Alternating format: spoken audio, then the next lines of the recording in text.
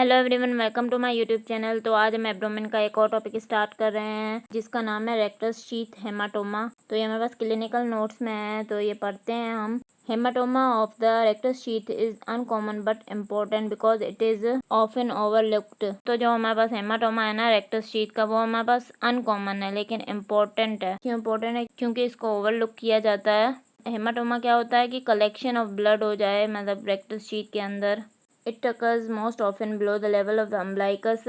तो ये हमारा जो हेमाटोमा हो रहा है ना रेक्टस शीथ का, ये अम्बलाइकस के लेवल से नीचे होता है mostly. The source of the bleeding is the inferior epigastric vein और more rarely the inferior epigastric artery। तो जो सोर्स ऑफ ब्लीडिंग है ना वो क्या है, inferior epigastric vein की वजह से ये हेमाटोमा बन सकता है, या फिर हमारे पास जो है ना रेयरली inferior epigastric artery की वजह से ये हेमाटोमा बन सकता है। मतलब अगर ये रप्चर कर जाए ना वेन या आर्टरी तो फिर ब्लड की कलेक्शन हो सकती है रेक्टस शीथ में।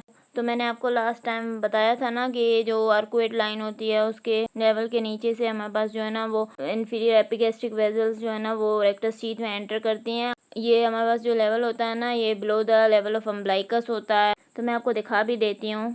तो ये देखें, ये आर्कुएट लाइन है ना, इसके नीचे से देखें हमारे पास ये इंफीरियर एपिगैस्ट्रिक वेसल एंटर कर रही है रेक्टस शीथ में, सही है।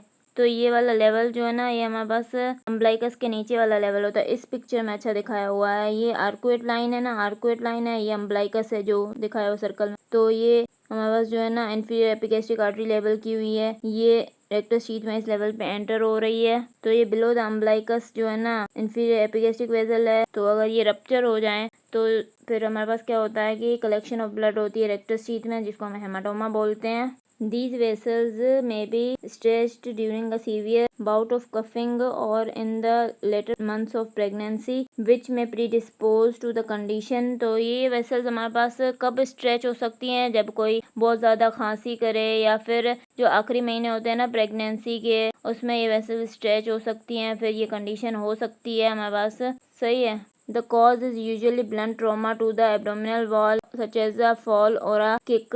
तो कॉज क्या है इसका हमारे पास? ब्लंट ट्रॉमा, अगर कोई एब्डोमिनल वॉल को हो जाए, मतलब कोई मुक्का मार दे, कोई लात मार दे एब्डोमिनल वॉल में, या फिर कोई बंदा जो है ना वो पेट के बल से गिर जाए तो उसके एब्डोमिनल वॉल में फिर ये रप्चर हो सकती हैं vessels. The symptoms that follow the trauma include midline abdominal pain. फिर ट्रॉमा के बाद जो सिम्टम्स होते हैं ना वो कौन से होते हैं कि मिड लाइन एब्डोमिनल पेन होता है। An acutely tender mass confined to one rectus sheath is diagnostic। और acutely हमें टेंडर मास मिलता है एक साइड की रेक्टस शीथ में और ये डायग्नोस्टिक है। आई होप कि आपको समझ में आ गया होगा। अगर आपको मेरा लेक्चर पसंद आया तो प्लीज़ मेरे चैनल को सब्सक्राइब करें, लाइक करें और बेल आइकन को प्रेस करें। Thank you.